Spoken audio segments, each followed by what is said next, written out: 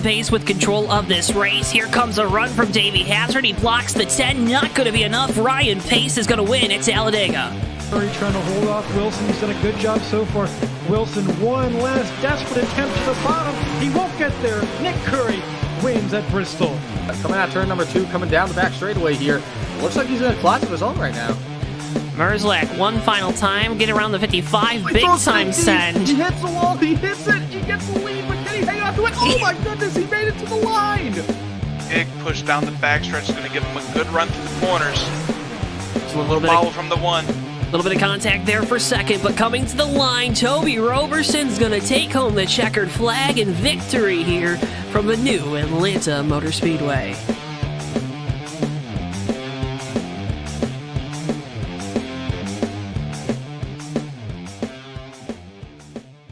Before I wrap things up here in this segment, your thoughts on the type of race we're going to see tonight? And I would have to agree.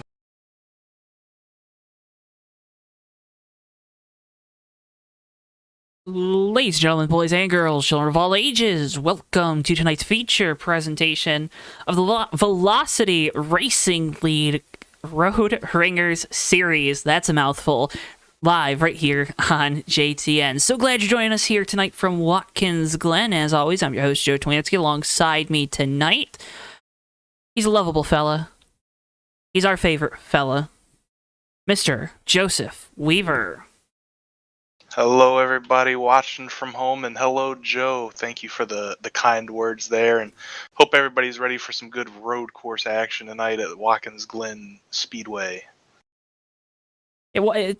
So they have the name as Watkins Glen International, right? Like, and I know that's the technical name for it, but it feels so weird not to say Raceway or Speedway, right? I mean, yeah, Joe, you know me. I'm always gonna throw something in there that ain't supposed to be there, but we make it work at the end of the day.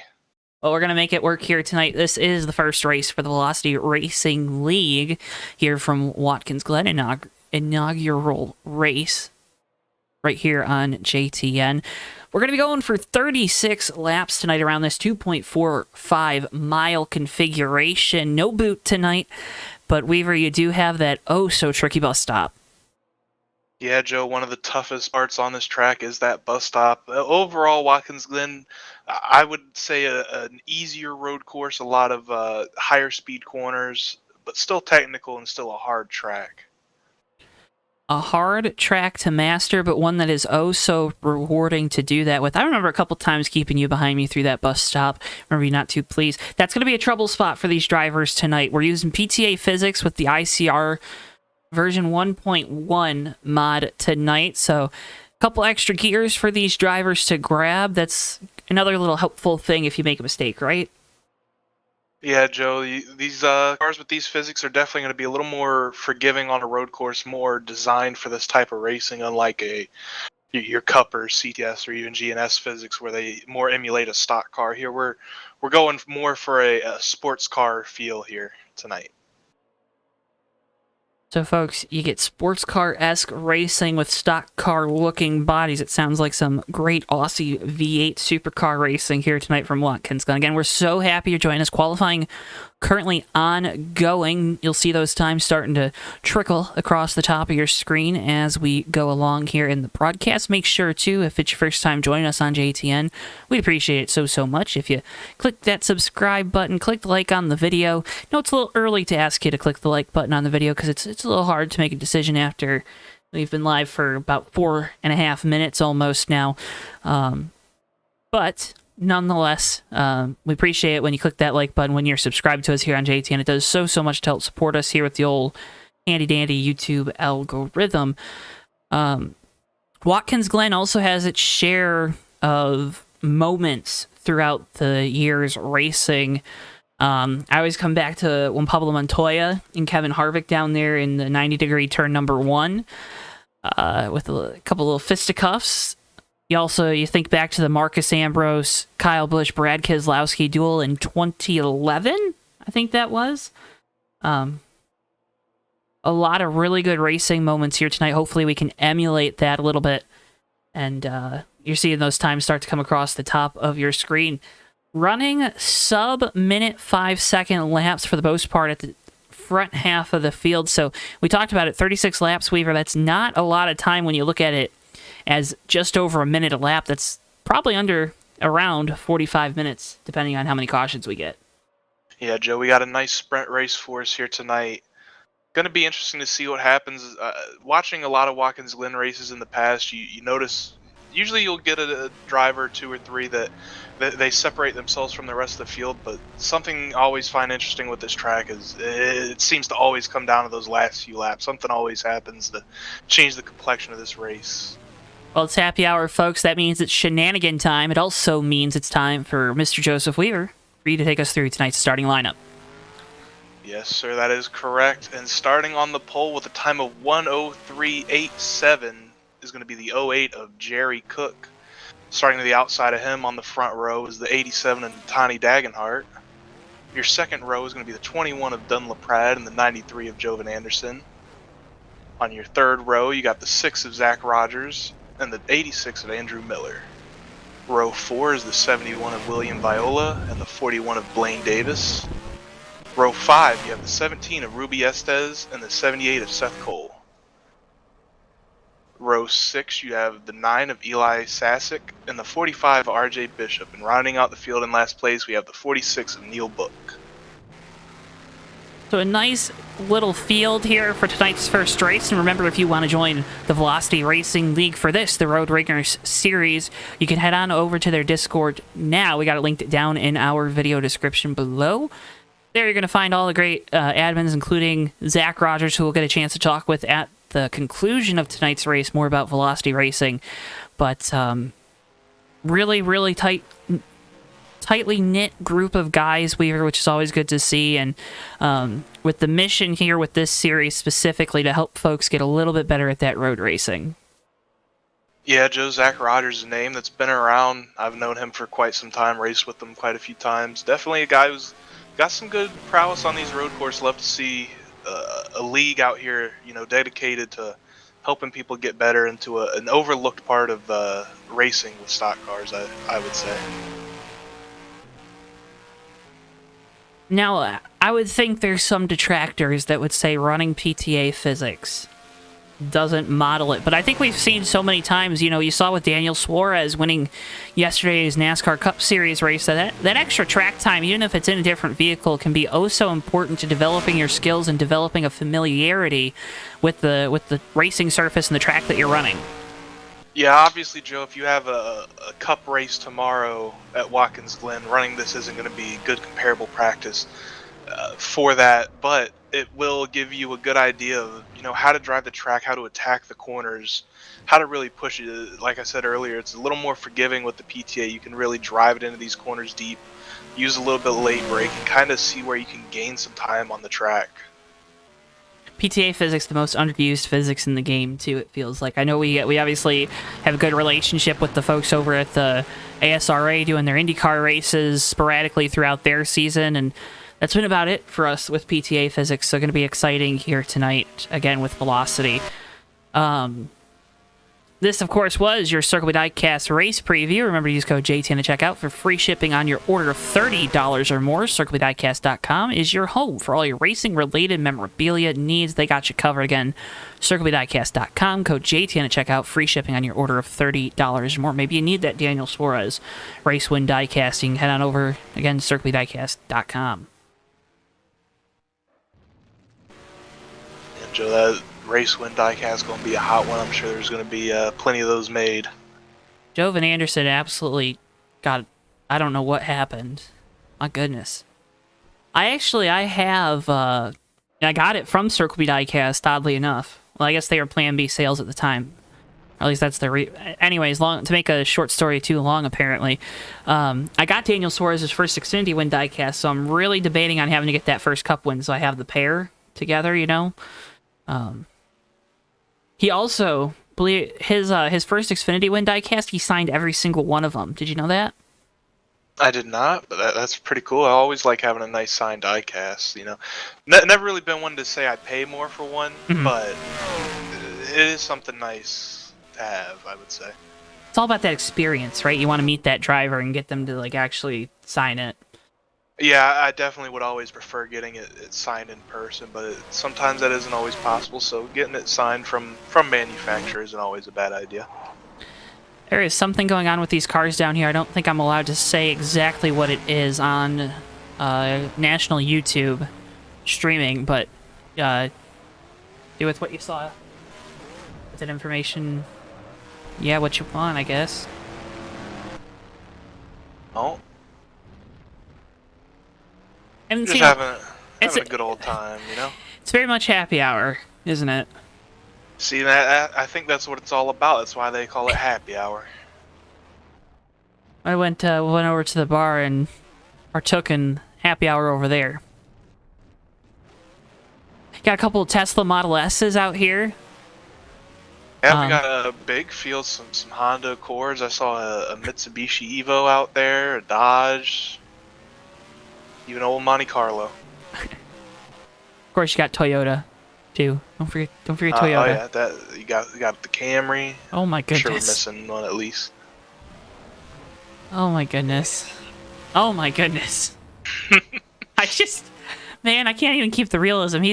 Look at that, 87 up there parking with the campers. Tony Dagenhart. Driver for the people. They're in that 87.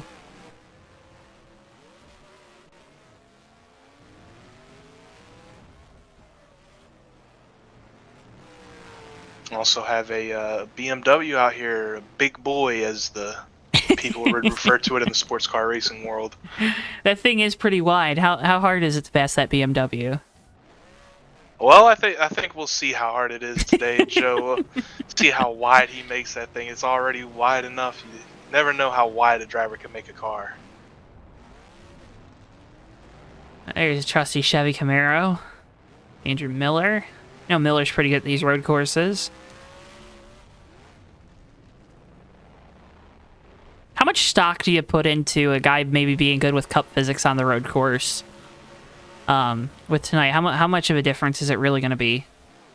I definitely think in general it's more of just, you know, having that experience and having the knowledge of how to drive and race well on a road course, whether it be cup, PTA, or any other physics. I think if you have that knowledge and that talent, it's going to transfer to any discipline.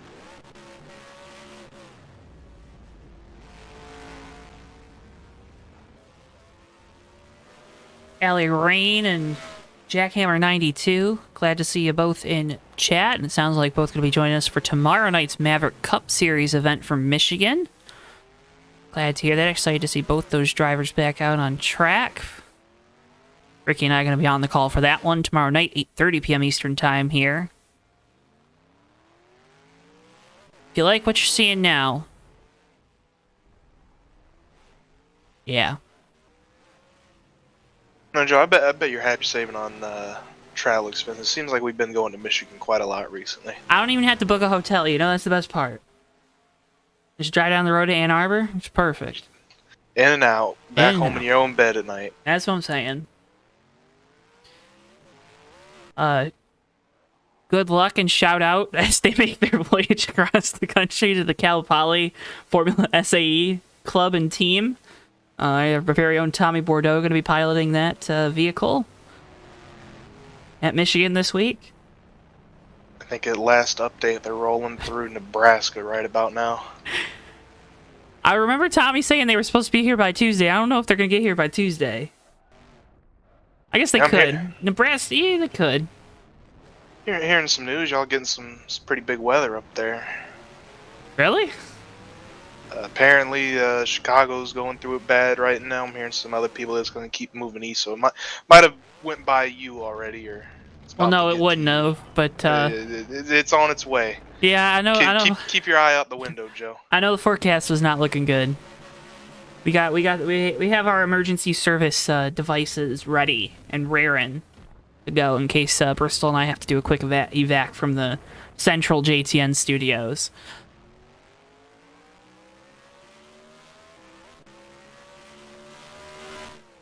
Well, folks, once again, cannot thank you enough for how much time do we have left here in Happy Hour, Weaver? We got about 30 seconds before they throw the flag on this session.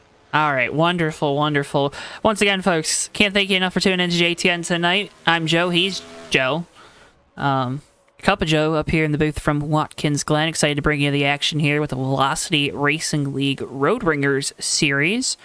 Remember, if you want to check out the Velocity Racing League, you can check out their Discord. We got it linked down in the video description below. Want to come out and do some road course racing. Yes, get the popcorn ready. You a big popcorn guy, Weaver? Yeah, I enjoy it every now and then. It's good when you're sitting down with a nice flick. You get your nice hot popcorn. How you feel about movie theater popcorn, though? Like, is the price worth it? Like that? I'm always bringing my own snacks if I'm going to the movie theater. You know, that doesn't surprise me knowing you. I salute you for it. Gotta save that money where you can.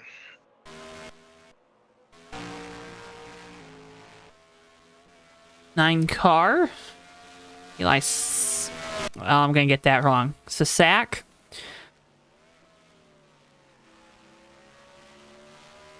Dodge dealers on the hood of that vehicle. You ever drive by your local Dodge dealer? You ever see it like it says on the back of that car on the TV panel? You know, Joe, I don't really think we have a Dodge dealership too close around here. Oh, well, we got but you got the Maserati dealerships down there. Yeah, I'm sure there is a Dodge dealer up in there somewhere, but we have this wonderful setup here. It's called the Daytona Auto Mall. Think of the biggest strip mall you ever seen, but it's just a bunch of auto dealerships. It's kind of crazy looking. All right. Looks like we're ready to go racing here tonight from Watkins Glen. Again, folks, 36 laps. So glad you're joining us here tonight. Hope everybody didn't get too used to the shenanigans we saw there in Happy Hour, because I promise you now, these drivers getting strapped in for this race, they're going to they don't want to do that. Tighten those belts tight, and they're going to put on a show for us, I'm sure of it. Bunch of folks tuning in. Again, cannot thank you enough. Make sure before you go tonight, you drop a like on the video. As you hear the command, and these racers get their cars fired up here from Watkins Glen. Well, on the pole tonight, it's going to be Jerry Cook in that 08 Honda Accord. 4-Star Sport Racing off to a good start here with the 87. Bass Pro Shops, Tracker Boats, 5 Hour Energy, got all the sponsors in from Natani Dagenhart to the outside. Then it's going to be Dunn LaPrade in the 21, Chevrolet Napa Auto Parts on the hood with Joe Van Anderson in the 93 to the outside, Zach Rogers in the 6 rounding out your top 5. Pontiac pace car is down the pit lane. Cook with control. We get ready to go racing here from Watkins Glen.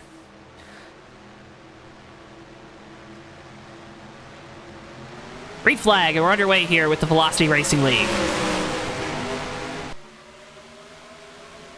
Drivers in that mid-pack fanning out as we go down in turn 1 here. Already getting aggressive was that 71 car of William Viola. See these drivers taking it way wide out of there. Turn 1, a lot of runoff. Going to be using that as well as the runoff out of the carousel.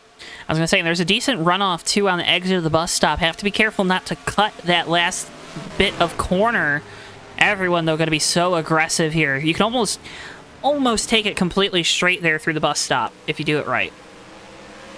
Yeah, Joe, that's the main thing you want to do when you go through a bus stop like that. You're trying to take that corner as straight as you possibly can, jumping over that curbing.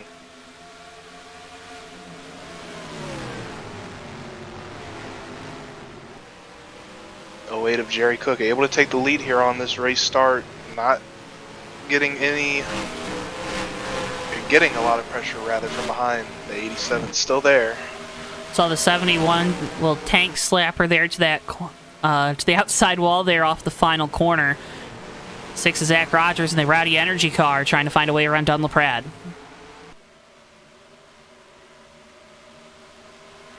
We got the 41 around out of turn 1.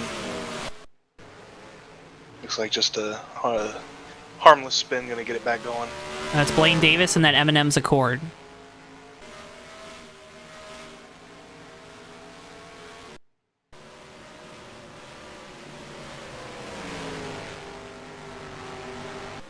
'87 and Natani Dagenhart with bad run through the bus stop there. Ran a little wide, entered the carousel a little wide. Going to lose a lot of time here.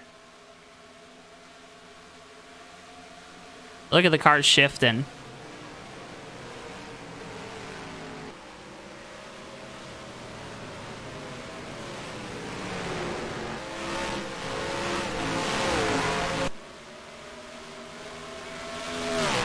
It's Jerry Cook out in front of the field in the Media Fire Honda.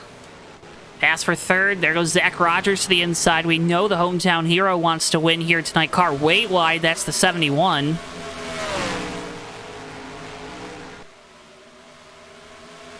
Rogers completes the pass in that Mitsubishi as we head up the hill. Zach Rogers continuing his climb. He's got a big gap now to the 87. He's going to be trying to set down some steam in corners here. 9 car already on the pit lane. A couple Teslas. They don't sound like Teslas. They're with Seth Cole and RJ Bishop just hanging out right now. Know that we have the halfway caution coming. No need to push the issue. Yeah, Joe, gonna be running to lap 16 halfway. No need to pit before then unless you have an issue, but good time to feel out the car. Then you come in, you get those 4 fresh rubbers, and you know just how hard you can push it. You really go hard the last bit of this race. Don LaPrade just smacked the wall there off the final corner. Now looking to the inside of Jovan Anderson for the 4th spot. Oh, we got a car around. It's 71. Near miss there for Andrew Miller in the 86, just barely getting by the spinning car. '71 William Viola, the car that went around, he is back going.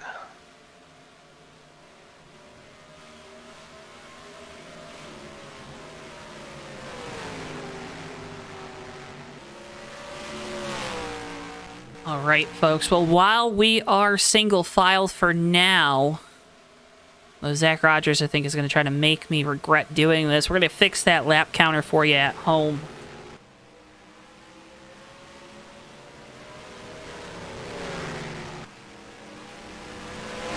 So we'll wait to see. I think Rogers is going to make a pass here in a couple seconds. We're coming to lap 5. Zach Rogers has closed up that gap to the 87. Isn't quite there just yet for the pass, but he will be there soon. He is making up time. You know, something a lot different than the ovals that we usually see, Joe. Or we're comparing times lap by lap, but when you come to a road course like this, you really got to look at it corner by corner because it can really change that quickly. It can indeed. All right, let's go ahead and get that fixed. And while we're just...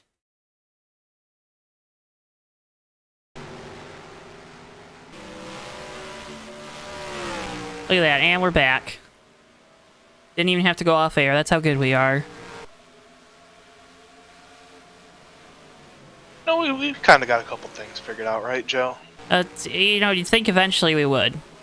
Yeah, you know, it could be worse.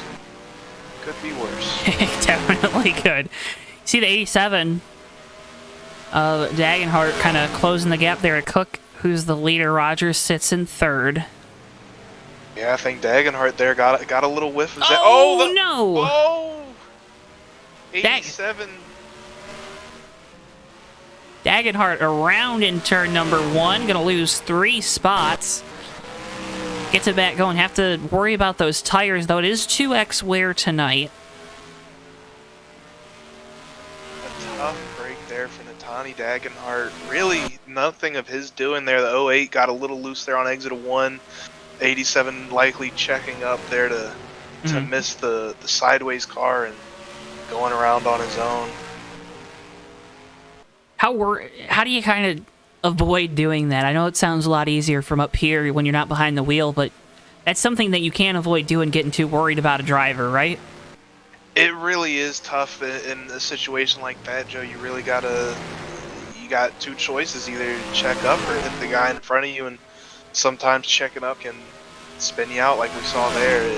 It's a double-edged sword for sure.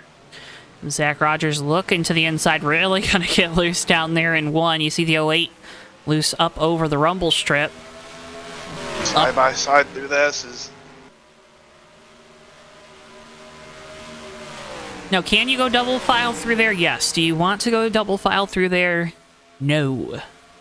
No, as we saw there, the 6 of Zach Rogers got a little tight there, almost wrecked both of them, backed out of it smartly. Live to fight another day. Saw Rogers look to the outside there of the 08. Gets really loose there through the exit of the carousel, able to hold on to it. Now looking to the inside of Cook through the carousel. Zach Rogers really sliding that Evo around, taking it back to its rally roots. Oh, look to the inside. It wasn't open there. The 08 threw a little block on him. Oh, block at your own risk. Jerry Cook right now. Remember, you got that caution coming up in less than 10 laps now when we hit the line. 9 laps left here before halfway. Or really, the halfway break. Sounds counterintuitive, but trust me, it's not. Oh, the Jerry 08. Cook ran wide again. Oh, he's going around. He's around. Oh, he's into the wall. Hard hit on that inside Armco barrier. He did it 3 straight laps down there in turn 1. Yeah, Joe, and that's the danger of really letting it slide out as far as you can there on that runoff. You're really pushing the car when you're letting it go that far out. You see the replay.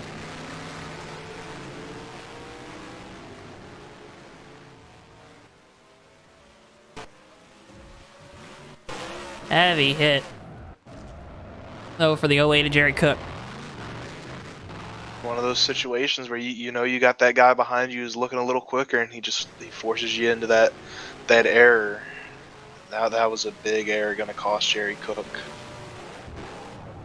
Zach Rogers though getting in the wall at the front there, coming out the last corner.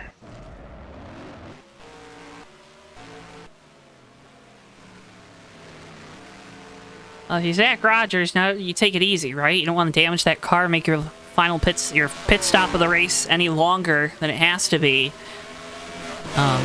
Might as well just take it easy right now. You got a big lead. You can manage it back to Joe Van Anderson, who sits here in second. You got a gaggle. Not really a gaggle, but at least a grouping of cars with Anderson, LaPrade, and Miller second through fourth.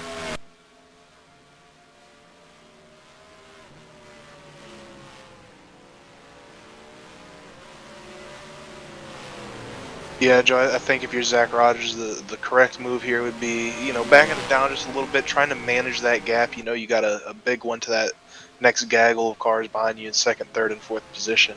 Mm-hmm. But, just try and keep that gap where it is. You don't need to gain any time on them. You don't need to lose any time to them.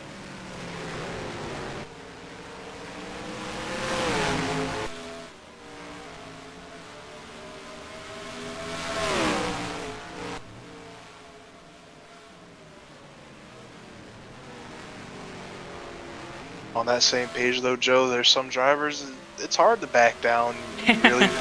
You're used to driving as hard as you can, 110% all the time, and that's just how you drive well. When you try and back down, you start making mistakes.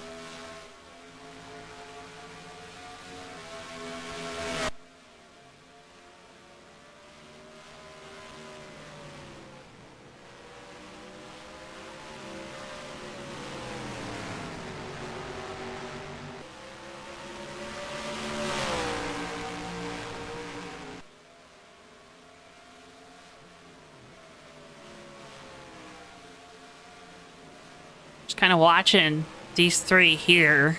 Go back up to Zach Rogers there in the 6th, coming to the completion of lap 10. Now 6 to go here. Yeah, these three really been battling since the start of this race. Dunn, LaPrade, Joe Van Anderson really going at it. Mm-hmm. Andrew Miller back there waiting to see if any mistakes happen with these two in the prime spot to pounce. Miller pretty good at that, playing the waiting game, I've noticed. It's a very smart strategy, especially on a road course, to just hang back, let the person in front of you make the mistakes, and take the easy pass instead of trying to force something, especially early in a race. That's the thing too. We've seen Miller in a couple road course races now. I think back to Sonoma last week with Bomb Squad, and I even think back to Lime Rock earlier the year. We know Andrew Miller is a pretty good road racer, so not surprising to see him up here towards the front, and I think kind of masking that skill right now, although he's got a couple really good drivers in front of him too. That's not taking anything away from them. Yeah, Joe, and like we said, we have this caution coming up in, I believe, 5 laps from now. 4 laps at the line, so just kind of, like I said earlier, feeling your car out, seeing what moves you can make and where you can gain some time here. Yeah, just a quick little race, right? Yeah, it's like a race within a race when we have these predetermined cautions. Well, we also have a predetermined schedule of races for you folks at home, starting with tomorrow night's Maverick Cup Series event from the Michigan International Speedway. Coverage for that one beginning at 8:30 p.m. Eastern Time. Then it's the USORL Cup Series from Talladega. Bomb Squad taking their week off this week, so USORL next up June 18th. That's this Saturday, 10:45 p.m. Eastern Time. And then it's the Hobo Racing Truck Series returning to JTN from Knoxville. Coverage beginning 8:50 p.m. Eastern Time. Trucks on the Dirt in Iowa. Going to be a fun time. Again, Sunday, June 19th, 8:50 p.m. Eastern Time. Those races, of course, live right here only on JTN, presented by our friends at TWB Technologies, because together we're always better. Joe and Anderson catching the wall a little bit on the corner exit, giving them LaPrade a look here through turn 1. On LaPrade to the inside, down into 1. Really going to take that car far out. Clears the 93 of Jovan Anderson. Dun LaPrade to second here on lap 13. Big pass there. He was stuck behind that 93 for quite some time. See if he could maybe stretch his legs a little bit, or if the 93 can catch him back and give him some heat. I still think right now you take it easy. We've seen 2 guys that have... We saw the 87 spin, we saw the 08 spin from podium positions. Take it easy right now. You got that caution.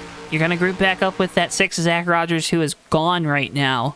No need to kind of push the issue right now.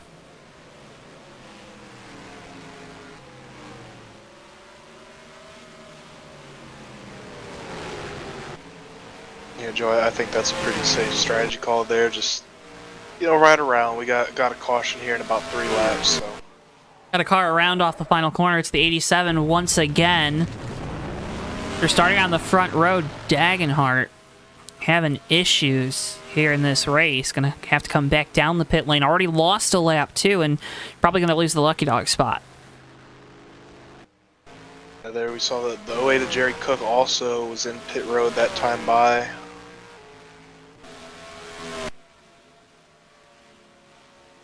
Tires may be an issue coming down to the end of this race, too, if we don't get a caution in that final half.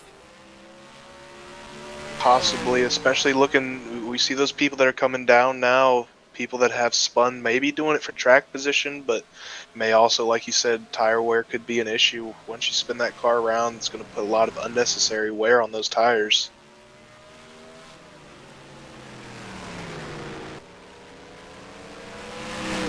All right, well, we see it in NASCAR. I'm going to ask, do you pit here before we get to halfway? If you're maybe Zach Rogers or Jovan Anderson or Dun LaPrade, I definitely don't think so. But as we've seen with the 87 and the 08, maybe some people further in the back, you can definitely gain some track position, I would say, pitting early and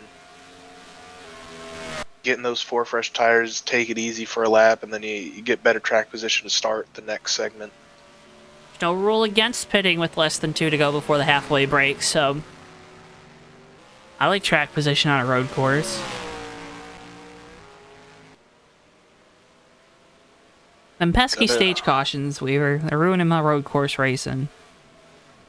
It takes away some strategy, but it also adds in some other strategy, so it just depends on where you stand on it, I would say.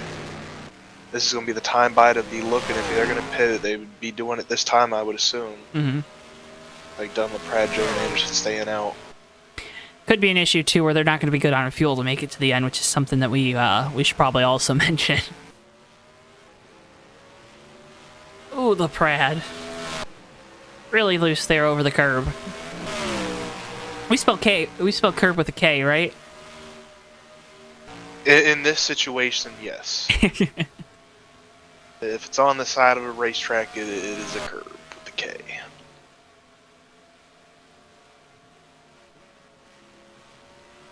Well, Zach Rogers came from 5th to 1st here on the first run of this race. Off the carousel. Looking to just take it easy through the final 2 corners. Turns 8 and 9. Gets through 8. And into 9. Zach Rogers will take home the, it's not a green and white checkered flag, but it will Make any big mistakes there, and it shows in his finishing position for this first stage. the rest of the field. And through there's a 17. Ruby Estes.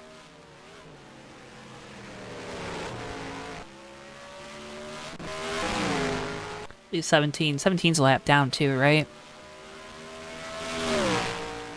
That Yes. is correct, Joe. Seth Cole, RJ Bishop. 7th or 8th on the back is a lap down. That would be the 08, 17, 41, and 9. And we have the 87 has retired. This is a camshaft issue. Tough break for your pole sitter tonight. Man. Outside pole sitter.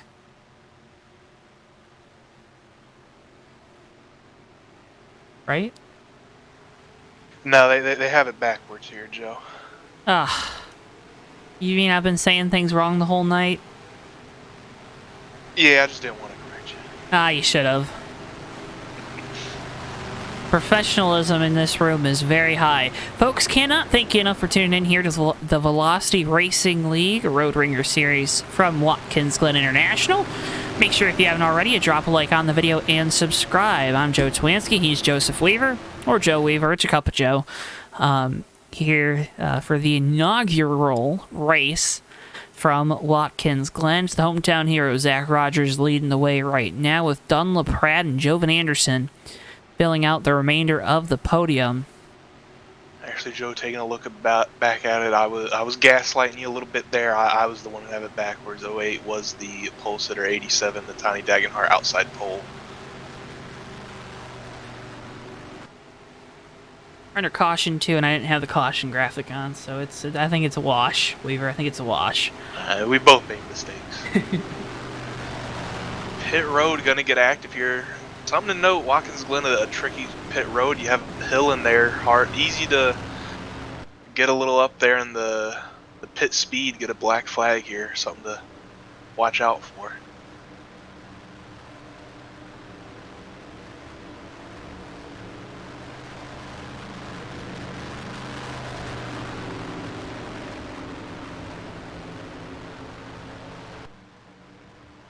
Ever so slowly creeping downhill. Gotta be careful you don't get blocked into your box, too. That's another thing to watch out for. Dunlop Pratt gets lucky. Gonna have an open box there in front of him. 71 not able to pull into their box. Yeah, some tight pit stalls here at Watkins Glen. Zach Rogers first dropped and away. Close race there between Jovan Anderson and Dunlop Pratt. Give it to Anderson. So it's a Mitsubishi, a Dodge, a Chevrolet, and then another Chevrolet off the pit lane. A couple Hondas a lap down, a couple Teslas at the back.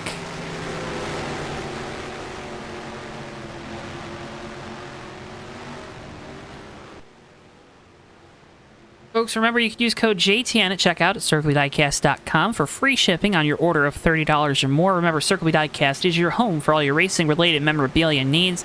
They don't just have diecast, they have hats, t-shirts, and much, much more. Again, CircleBDiecast.com, code JTN at checkout for free shipping on your order of $30 or more.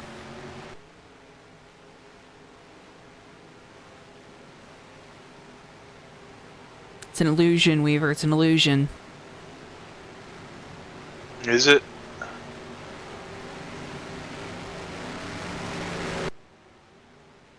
Like, Maybe. you ever seen an illusion, Joe? Like, what do you mean? It could be a person pulling an illusion on you. It could be something natural. I still don't know what you mean. You never had an illusion pulled on you? I don't think the way that you're trying to put it, maybe? I know, like, you know, like the whole, like, oh no, my thumb came off thing, but...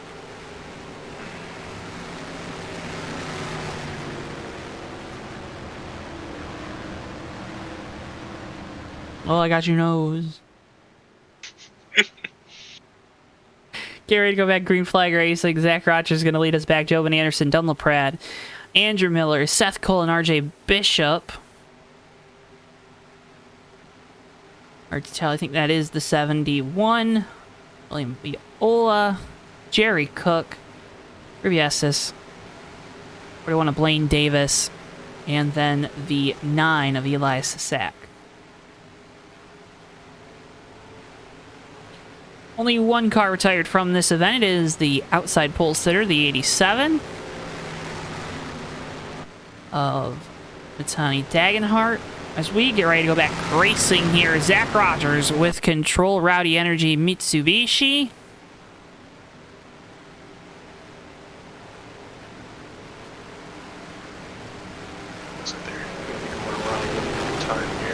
Okay.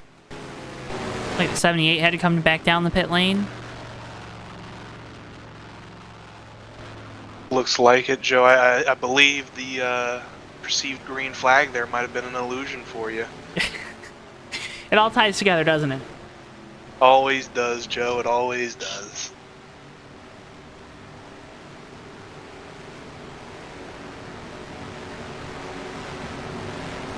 The Ryan Pace, Marion McMillan, Benjamin Snyder all tuning in. Welcome. Thank you for tuning in. Hope you're having a fantastic Monday night. Remember, again, we got more racing for you coming up on JTN, including tomorrow night's Maverick Cup Series race from the Michigan International Speedway.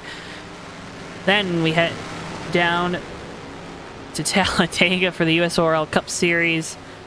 Race 5 of their chase, June 18th, 10:45 p.m. Eastern Time. Then the Hobo Racing Truck Series from Knoxville, 8:50 p.m. Eastern Time on June 19th. Father's Day. Happy Father's Day to all the dads out there. But of course, all those races live right here only on JTN. Got a nice schedule coming forward, a nice variety of tracks there. It is pretty nice. We get to go to the best track tomorrow night. Then we get to go to another really good track the night after.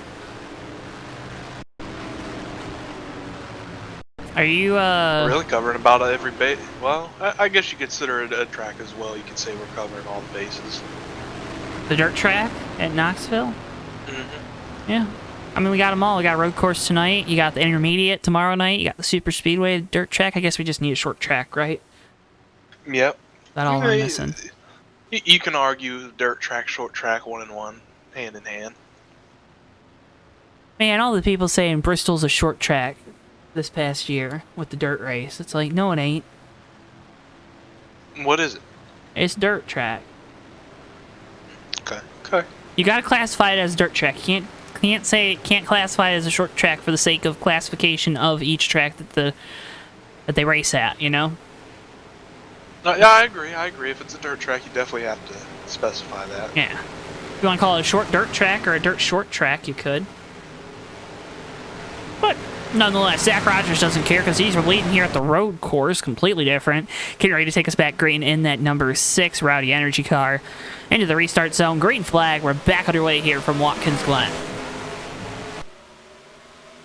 I know one thing for sure, drivers in this race do not want to classify this as a dirt track, because if you're in the dirt, you are not having a good day. Well, Zach Rogers out to a lead, 71.08, battling for position. Contact there up the hill.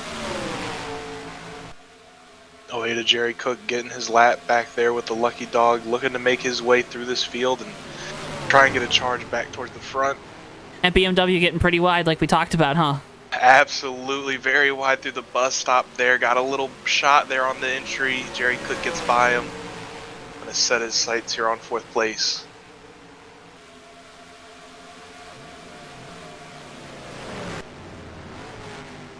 Zach Rogers, though, trying to set sail here in the number 6. Always good when you're up front at home. Yep, 41 and 9 battling for position further on back.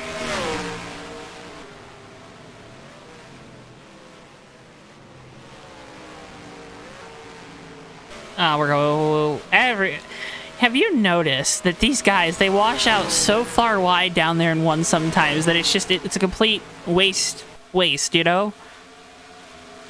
Yeah, Joe, and that's something you got to manage. There's definitely a line that you can cross on this runoff here at Watkins Glen where it's no longer becoming an advantage and you're losing time from how wide you're going in the corner exits. So, all part of learning, all part of what this series is about, seeing how far you can push the car. 17 into the tires. That's going to end the night for Ruby Estes. Back and see what happened there. That was an interesting place to go off. Indeed. Oh, it starts at the bus stop. Oh, yeah. See the replay through the first part of the bus stop, trying to get the car corrected back on track. Still losing it, driving it, though, the entire time. And then finally, 17, car and driver go around into the outside tire barrier. And if you get in those tire barriers like that, that is a death sentence. Your day will be over, like we saw there for Ruby Estes and the 17 crew. Tough break. Like you said, Joe, really trying to save it. He was driving that whole corner. Jovan Anderson going to cut that last little bit of corner. Now, the rule is you can't course cut. But the rule is a little ambiguous. Just throwing it out there. You ever take some artistic liberties with the rules, Weaver? You ever been known to do that? A little bit. I think, as far as something like this, I believe the rule's really there just for the egregious corner cutting. You know, if no, you're I just agree. Completely blowing the bus stop, you're doing something crazy. That's when people are going to get upset and might say something. But I think you could go to anybody in this race and point out a couple times where they maybe took a little bit too much of the curb through the bus stop. Weaver, I'm just trying to stir the pot. You gotta stir the pot, because if you don't, stuff's gonna start sticking. Zach Rogers is gone, then the rest of the top 5 are all together. That's what we're watching right now on your screens at home. Yeah, that 3-car gaggle that we had before the pit stop has turned into a 4-car gaggle. Jerry Cook has interjected himself there in 5th. Jovan Anderson and that 93 crew had a good pit stop, got him back up into 2nd. Look at... Oh, no! Oh, no! Smoke billowing from the 93. That is unfortunate for Jovan Anderson. Oh, no, I feel so bad. Just talking about how he got back up to 2nd place and his engine blows there going into turn 8. That's not even a jinx. That's just bad luck. That was awful timing and awful. Oh, 41's around in turn 1.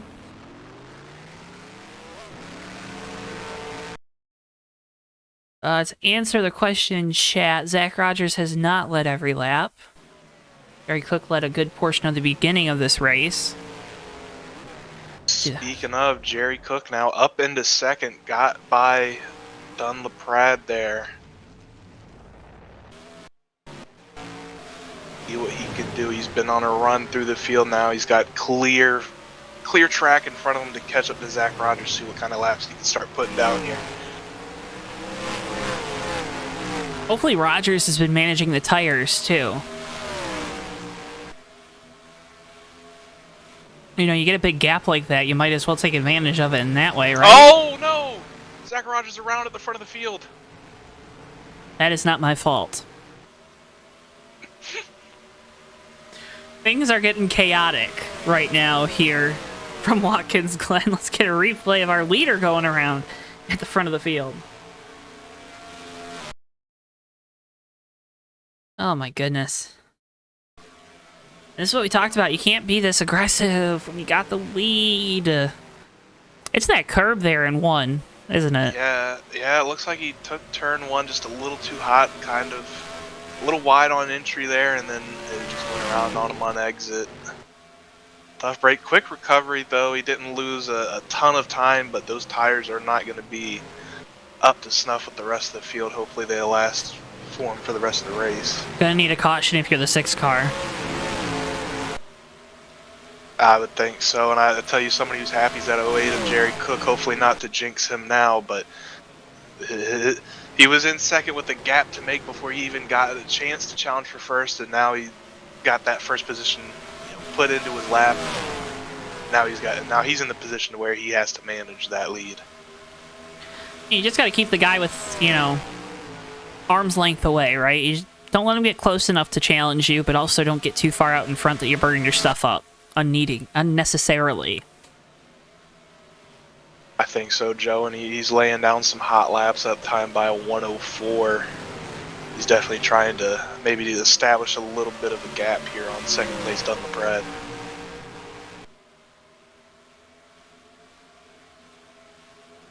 Zach Rogers is still ripping it. You can see him at the back of the screen. I just think those tires are going to be too far gone. It's going to be tough for sure, Joe. That time by over 4 seconds behind our leader. Check in this time by at the line, see what that gap is doing. But in the meantime, Jerry Cook not getting too big of a gap here on Dunlap and those 3 behind him. Jovan Anderson writes in pain. Heard that over the radio as well. I think that's a probably pretty accurate assessment as we are on our TWB 10 to go. I'd like to remind you to head on over to GardenLightsDirect.com now, because from porches to patios to more for all your outdoor lighting needs, GardenLightsDirect.com has you covered. Again, that's GardenLightsDirect.com here on your TWB 10 to go. That time by, Joe, the gap for Zach Rogers grew to over 5 seconds now. Yeah. Those tires probably not helping at all in that situation. Now, if you're Rogers, I mean, obviously you want to preserve a top 5 finish if you can, but do you start to think about pitting in case we say get a caution? I think with how spread out the field is, other than these top 4 right now, Joe, I think it might be too much of a risk to bank on a yellow at this point. I think you just gotta take where you are and, you know, live to fight another day. So Viola get by Andrew Miller there for position.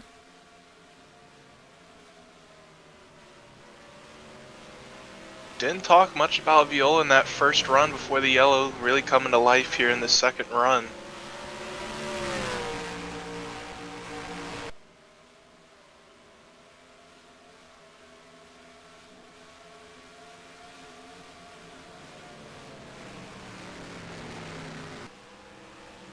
With that 21 Dunlap not giving the 08 any room for error. He's keeping it close on him.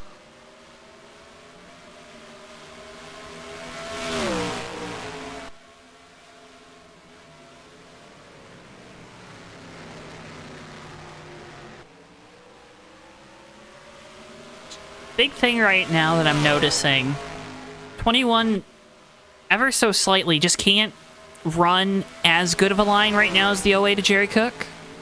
Are you seeing that too, or is that just my eyes deceiving me?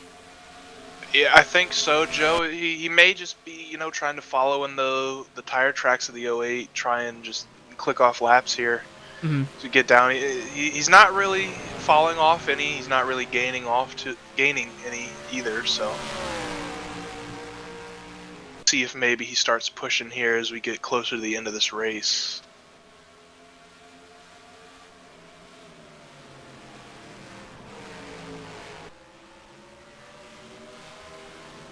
Only 7 to go at the line this time for Jerry Cook, who led the opening laps of this one.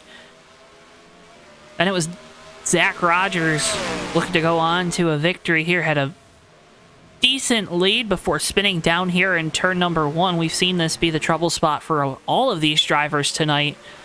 86 Andrew Miller has gotten back by the 71 as we continue to watch the battle for the lead. But turn 1 has been so tricky.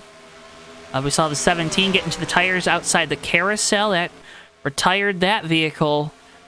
Also saw the 87 with trouble off of the final corner. So really slick racetrack. These drivers having to manage getting the power back down off the corners.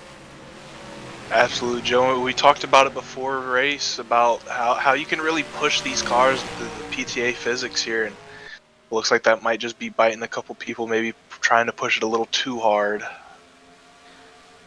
Tyler Mallon also in chat says, "Hi, Joe." I don't know if that's directed towards me or Weaver, but thank you for the compliment. Well, I think that's the beauty of it, Joe. He can say that, and it's directed at both of us. But thanks for tuning in, Tyler. Appreciate you. Does a lot of really good stuff with the game still, and obviously Melon Car a big thing. I believe won the Melon Car race last night. Not gonna say controversial fashion, but again, stir the drink, right? Can't let that sugar settle at the bottom. Got to keep it nice and fresh and up top. We kid as we watch the battle for the lead. Don LaPrade there in second. Dunn actually stepped into Tyler Mallon's 81 car last night in Sonoma.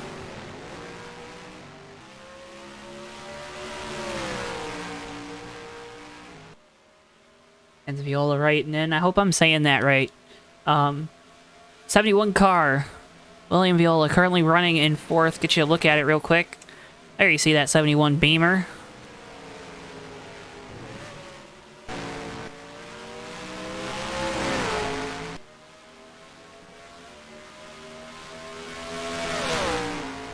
Dunn's trying. Has closed that gap. That he is, like I said, giving that 08 a lot to think about.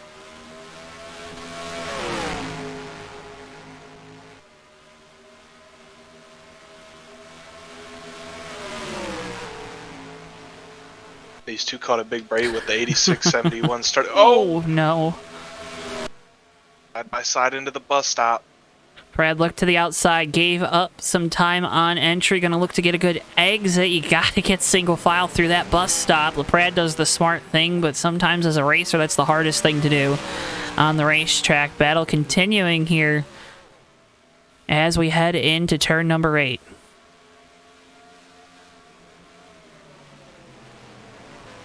These drivers running almost nearly identical lap times right now, Joe. This is about as tight a racing as you're going to get here at Watkins Glen.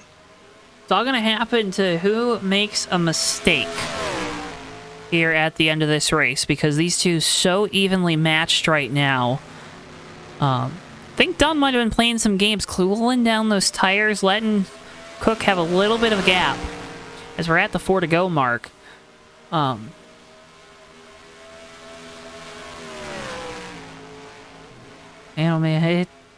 Man, this is where your blood starts to pump, right? This is where you get a little excited if you're behind the wheel. And we're up here in the booth, I get excited watching a finish like this one could turn out to be through the bus stop.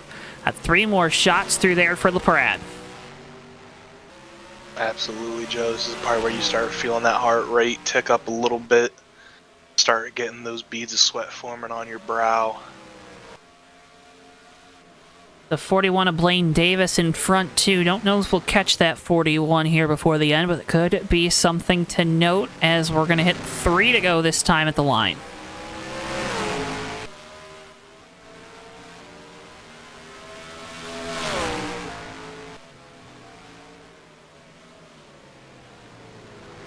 Oh! He was there. He was there, Weaver. He was there. Looks like he might have even gave him a little bump there through one. Got him a good shot there. Kind of cost LaPrade there on exit. Well, now if you're done, you can't overdrive the car, too, because then you take yourself out of this race completely. Still got 2 more laps after this to make a pass back. Or try to make the pass for the lead for the first time. Apologies. Yeah, there's plenty of time. If I'm that 21, I'm probably thinking of trying to make that move somewhere else. These last couple of laps, looks like Jerry Cook is kind of parking it on the inside of turn 1, taking a little more conservative exit. So 71 way off track, gonna lose a lot of time, gonna get loose. That might cost a shot at the podium. William Viola. Back up front though, here comes Dunn. Let's run here down the front stretch, see what he does down here through turn 1.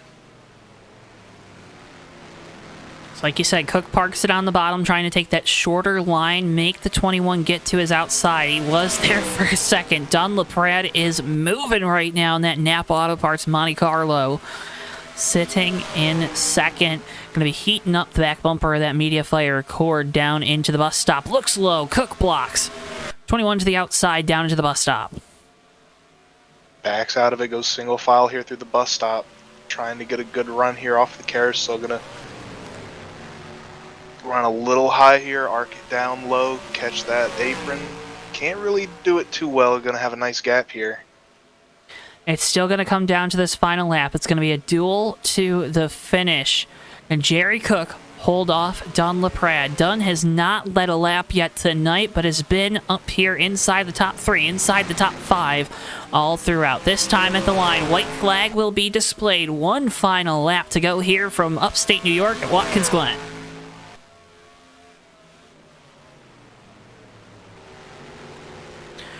Brad not able to close the gap, but the 08 gets loose on corner exit. Weaver, there's going to be a shot here into the bus stop.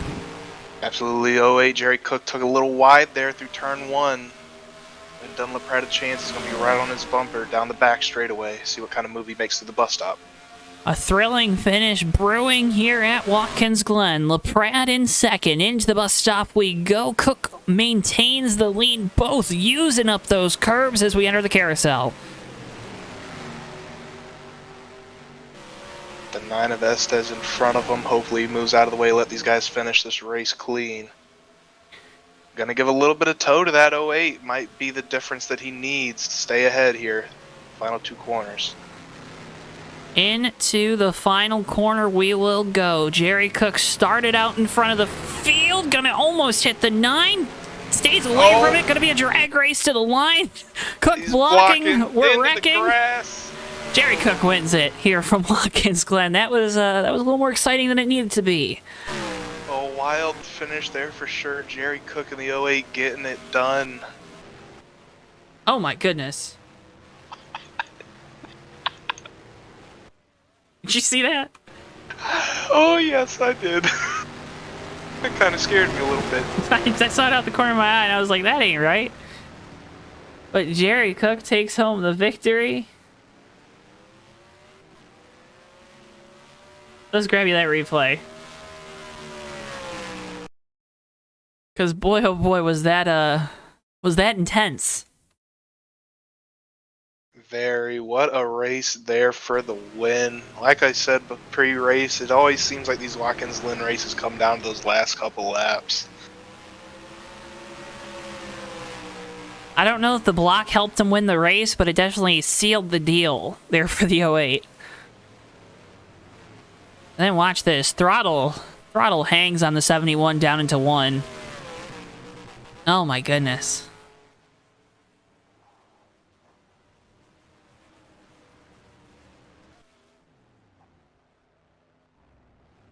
It looks like the 71 had contact with the wall coming out of the final corner there. Might have been what caused that throttle issue.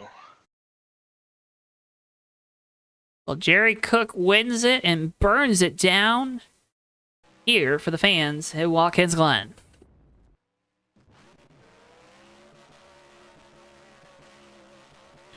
Folks, we're going to talk with driver 08. We'll also get a chance to talk with Dunlop Pratt and Andrew Miller here tonight. If this is where you leave us, make sure you click that like button and subscribe to us here on JTN. Remember, we've got a bunch of great races coming up here on the channel this week. Next time we're live, of course, tomorrow night, Maverick Cup Series, 8:30 p.m. Eastern Time from Michigan. You're not going to want to miss out on that one. Results coming on your screens momentarily.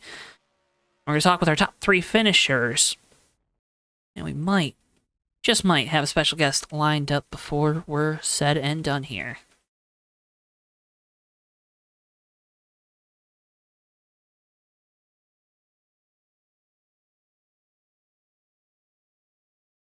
Weaver, what'd you think of that race? I think that was great TV there, Joe. Ryan Pace writes in, Watkins Glen is a self-cleaning racetrack. Old Burna writes in, Dunn was so dang close. That Dunn was indeed.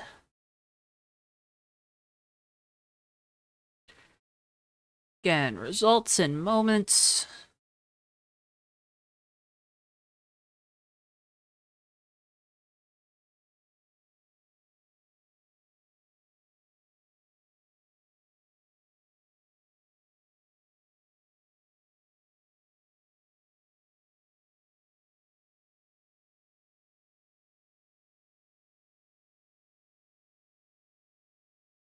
This is the best time of the night, you know, where we're just sitting here waiting for our graphics guy to make up the graphics. Our top 3 are waiting for us to bring them into the booth. You know, let's, you got any music to play?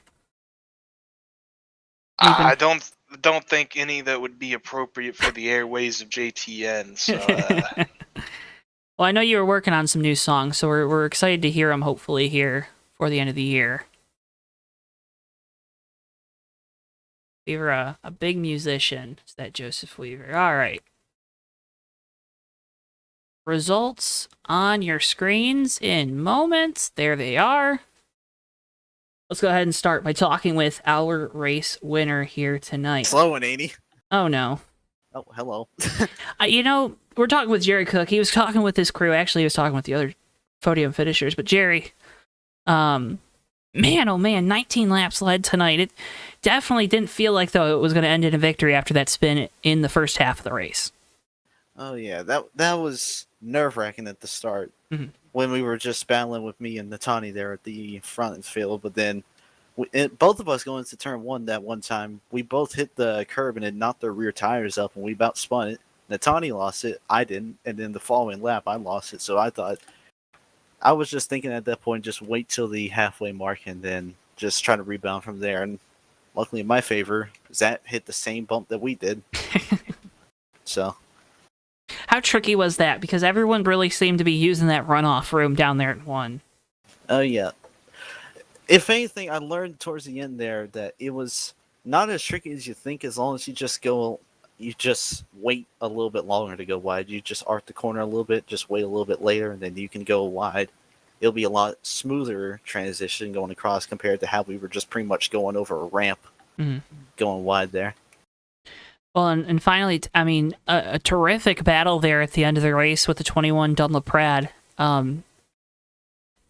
Take us through that battle, because it seemed like at times he was a little bit quicker, but then it also seemed like at times that you were just a little bit better at kind of placing your car where it needed to be on track.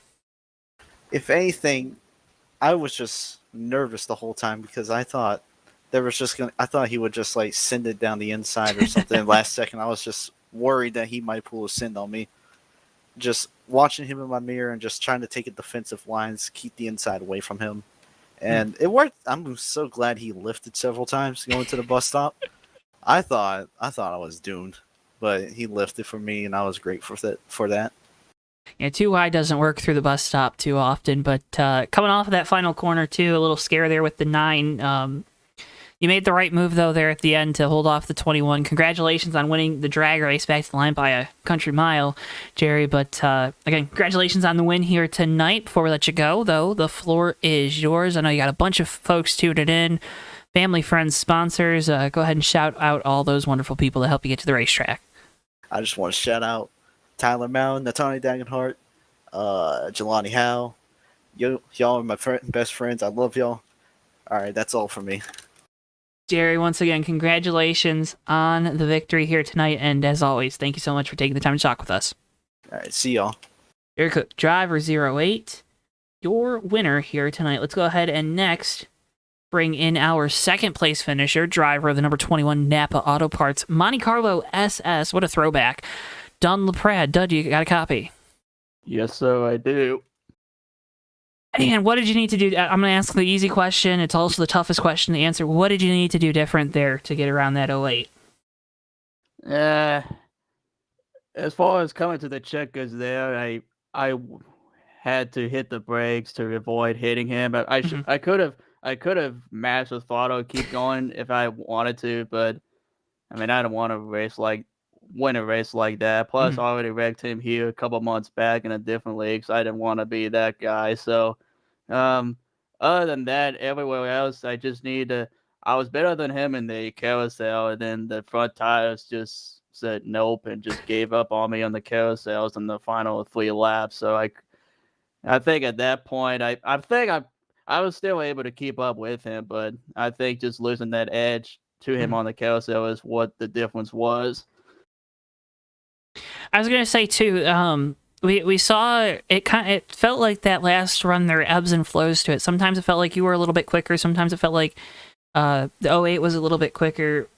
Was that by design? Was that just kind of running your line, trying to figure things out, trying to find a way around him? Because obviously this track has a lot of portions where there really is only one line. We saw it a couple times into the bus stop, even with you lifting, going into that corner and kind of following him through there to make sure that you guys weren't too wide.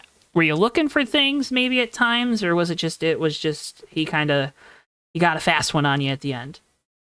I think it's a mixture of both. I wanted to make sure that I, didn't, overstep my boundaries, especially the bus stop, because that can really mess you up, like a couple of people have already in the corner in the race. And, just trying to, do it by design too, because I pretty much mostly got it figured out on how to attack that corner too. It's and everywhere else too is the kind of the same deal. But I was trying, I was shifting different gears to see if, in the final stint, a couple of corners just to see if I could, at least, probably get a good bite and get a good run and see if it gives me a much better advantage. But it didn't really make much of a difference. It just stayed the same. So I think I just gave it all I had there. And then, like I said, losing the edge in the carousel, I think that sealed the deal for me. I attacked that corner as well as I did, than him by design and pretty much every lap up until that point. So, it is what it is. It's just kind of the way it goes. You do things and they don't work out all the time. And it's kind of one of those things. It's kind of your risk versus reward, I guess. You risk trying to, do it by design. And, as we saw Zach, end up losing in the bus stop, and Jerry and Natati spitting in the turn 1, that bump there was really sketchy too. So at least where that rumble strip is. So you just kind of have to be, I guess, conscientious with it, especially with how sketchy this track is with some of the proportions. But hey, that's what makes Watkins Glen a badass place to race at. I've always liked racing here anyway, so it's good to do well here. Well, like you said, you did well tonight. Second place run. Congratulations on that. We know you like these road courses too. But Dunn, before we let you go, floor is yours. Anyone you want to shout out, family, friends, sponsors that get you to their track every week, floor is yours to do so. Yes, want to thank, first and foremost, I want to thank Zach for this league. Put a lot of effort into it. So I, greatly appreciate him for doing that. And Joven too. Everyone who came out to race tonight, and everybody else, want to thank for getting me to this point to be this good and stuff like that, and my family, my friends. Want to shout out to all of them too, and it's about it. Done, as always. First off, congratulations on the podium finish here tonight, and thank you for taking the time to talk with us. Yes, sir. Thank you, Rob. Don LaPrade, driver number 21, your second place finisher here tonight. Let's go ahead and next and bring in our third place finisher. He's the driver of the number 86, Mr. Andrew Miller. Andrew, you got a copy? Indeed, I do. It feels good to be on that side of the mic at the end of one of these broadcasts, right? Yeah, it's after yesterday, kind of missed getting back on track there, so that was cool to be back out there. Take us through the race though, because it felt like you're able to kind of get up there with those guys, mix it up with them, and then maybe, I don't know, what do you want to call it, 8 to 10 laps into the run, that 86 car seemed to kind of fall away from you. What do you think went into that? Well, if I'm being honest, the fact that I have never ever driven a race with these physics ever until tonight, so that really I had no idea really how to make lap time while at the same time trying to save tires. That was all new to me, so trying to find that balance proved to be a bit tricky. And of course, trying to just defend from the 71 there, which that was pretty nerve-wracking, but had a good race with him. He drove fantastically. Of course, credit to Jerry for driving well. But yeah, it's just going to be a learning curve, learning these PTA physics. How exciting is that, though, to kind of learn? Because obviously, we talked about it. I was hyping you up. We know you're a good road course racer. Did that kind of background that you have, that familiarity, that comfort that you have racing on these road courses, that help with that learning curve tonight? Or do you think it was just a really steep learning curve to where you weren't able to maybe be up there with the really quick guys, but still able to post this good finish? I mean, it helped a little bit. I have no idea what would happen if I drove this on an oval, but now, I mean, it helped a little bit, but at the same time, it was so different. I mean, 6 gears instead of 4, albeit we were only shifting to 5th, but still, that was weird. The gearing was, of course, different. So definitely a steep learning curve for sure, but at least I guess maybe being somewhat of a road ringer helped a smidge. And the fact that I drove F1 games way back when maybe helped a little. So I had a lot of fun with it too. Well, you started 6th, you finished 3rd. I believe that is tie. No, RJ gained 6 spots. I apologize. I was going to say that you're tied for the biggest mover, but that goes to RJ Bishop. Anyways, Andrew, as always, first off, do a fantastic job broadcasting all those fast Renegade Cup Series races. Remember to check out Andrew, Top Dragster, here on YouTube. Had Sonoma last night. It was pretty entertaining race from Sonoma. Go check that out when we're done here. But Andrew, you know what to do. Floor's yours, buddy. I appreciate it. Well, Joe, of course, thank you to you and Mr. Weaver there for putting on this stream. Appreciate you guys. Of course, shout out to this one next to me here, Jaden. I love you to death. Of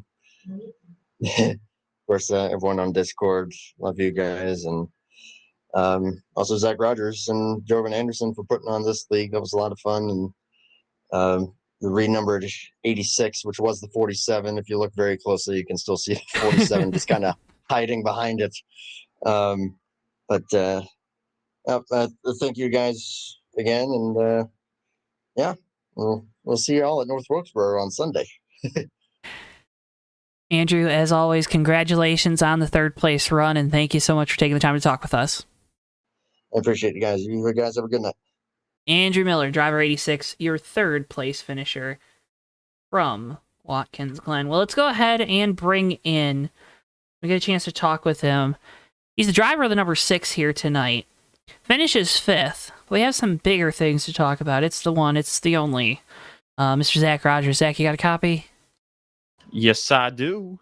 Hey, I'm going to ask you one question about the race, because I feel like might be some disappointment there, but did that curving just came up and bit you, right? Like, I took a look back at it, and what I did was I dove it in the one so hard that the back end kicked a bit, and it kind of caught, but I like stepped on it, and when I went over the curbing there, I was still a little sideways. So when the rear end bounced back down, it just unloaded me and it sent me spinning.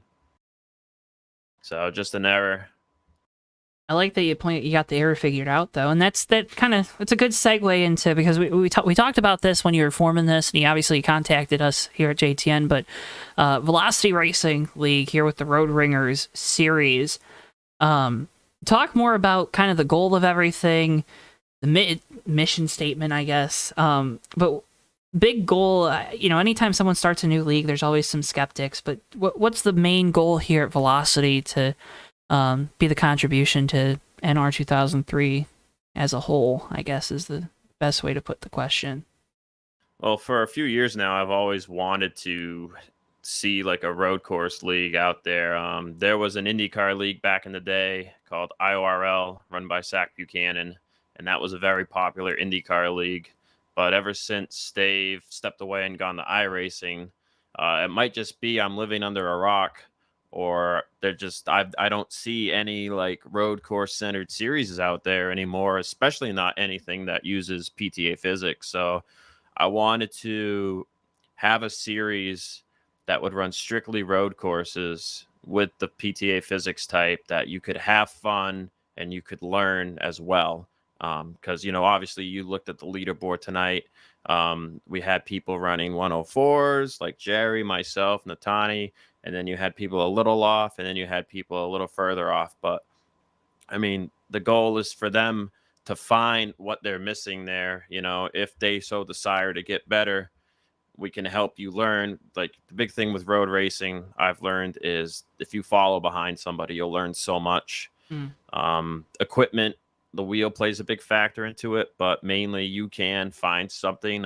Joven used to be a keyboarder, and he used to be good on the roadies to a very good extent. So that's the main goal, I guess I'd say. I'm kind of rambling, but to have fun and just learn to get better. I think you accomplished the goal tonight. You think as league admin, league runner, league owner, I don't know what words you like to use to describe your role, but do you have the same feeling after tonight? Because I think you guys did a great job, and I think you accomplished that goal here tonight. Yeah, I will say it was kind of weird leading in my own league. I ran a league a long time ago, and it didn't feel weird back then to lead, but it felt weird tonight. So yeah, I mean, I felt like we had a great show. Nobody spun anybody either, from what I could tell. There was no need for anyone to do a gentleman's agreement, at least not that I heard. I think it was all self spins from what I heard, and everyone did a good job making sure there wasn't a 3-car wreck or anything. We were pretty spread out though, so it would have been difficult to do that. But yeah, I messed up my math a bit tonight. We went 16 laps and we pit, and then I was like, wait a minute, there's 18 laps to go. I messed up here. So I just decided instead of making it close on fuel, we would just extend the caution 1 lap, and everyone was good on gas from there. Well, folks, if you're looking for a league to race here on Mondays, you like the roadies, heck, you want to try out the PTA physics, remember, you can check out the Velocity Racing League. We've got a Discord. It is linked down in the video description below. So you can check that out. Or to the right, YouTube's doing some weird stuff once this replay is up. But Zach, before I let you go, I know there's a lot of people that help you get this thing running and whatnot. I know there's a lot of folks you want to shout out. So I'm gonna step aside, give you the mic, and the floor is yours, buddy. I want to give a shout out to Joven for showing up. I know he's tired at this time of night because of his third shift job, but I appreciate him showing up. I have to call him, but hey, at least he shows up. I want to thank Seth Cole for letting us use the server. And then all the road guys I've ran against in the years, Brandon Hawken, Killer Jules, aka Julian Wilson, helped me out big on an open setup league back in 2018 that really got me good at these road races. So I want to thank him for that's kind of like the ignition there, the igniting part of the passion. I'm like so tired. And then like just everyone else out there who's pushed me to be just a better road racer, and all the good guys out there that you can respect, like BSR Magoo at Bomb Squad Racing, all the guys over at Bomb Squad. They're so great. Not been racing over there right now, but not relevant to this shout out. But just want to thank them for hosting a great league over there. Give Joven a good place to work at, race at. Geez, yeah, I am tired. I'm gonna end it there. I just thanks to all those guys. Yeah, it was a fun night tonight. Well, Zach, first off, thank you for letting us do this for you guys. I know it's a big race for you with it being Watkins Glen as well. So thank you for thinking of us here at JTN to do the inaugural broadcast here. And as always, thank you so much for taking the time to talk with us after this one. But yeah, go take a nap. Go to sleep. Come on, go get a rest. We'll see, YouTube. You might see some more of this league in the coming months. Let's go. I love to hear it. Zach Rogers, he's the driver of the number 6. He's your league admin over here at Velocity Racing League. Remember, you can check it out down in the video description below. We got the link to their Discord. Thanks, Zach. Thank you, Joe. And Weaver, that's going to conclude our coverage here tonight from Watkins Glen. Good old-fashioned road course race and PTA physics. What's not to love? I don't know, Joe. That was a great race. I had a lot of fun calling it. And if you're just tuning in now, go back and rewatch that one. That was some kind of race in there towards the end. Some great racing. And remember, you can check out the Velocity Racing League. Got them linked down in the video description below to their Discord, where you can find all the information about how you can sign up to race with the guys here. Again, Monday nights, practice opens at 7 Eastern Time, with the race starting at 8. With all that being said, though, folks, we cannot thank you enough for tuning into JTN tonight or watching the replay. We appreciate you, as always, for tuning in. Make sure, if you haven't already, though, click that like button and subscribe to us. It does so much to help support us and help get us out there in the almighty YouTube algorithm. Next time we're live, of course, is going to be tomorrow night. Bomb Squad, or the Maverick Cup Series from Michigan. You're not going to want to miss that one. With all that being said, though, folks, for all of us here at JTN, for Bristol, our producer, for Joseph Weaver, I've been Joe Twansky. Thank you so much for tuning in, and we'll see you guys next time live right here on JTN. So long for now, folks. Yeah, and they're going to be 3 wide coming to the checker. Never mind, they're going to be... Oh! Turn 4 into the trial. Whitehill and through the grass. It's going to be Noah Joyce winning his first career race in the Red Bull Cup Series. Off the line and they're wrecking behind him. The cars flying everywhere. The cars upside down. It doesn't matter. Noah Joyce has done it. He's won at Daytona in the 3 car. Behind, they're going to be side by side again. Contact there between Sinner and Bordeaux for third. Contact! Oakley into the wall. That's going to be Jack Healy coming to the line. Jackie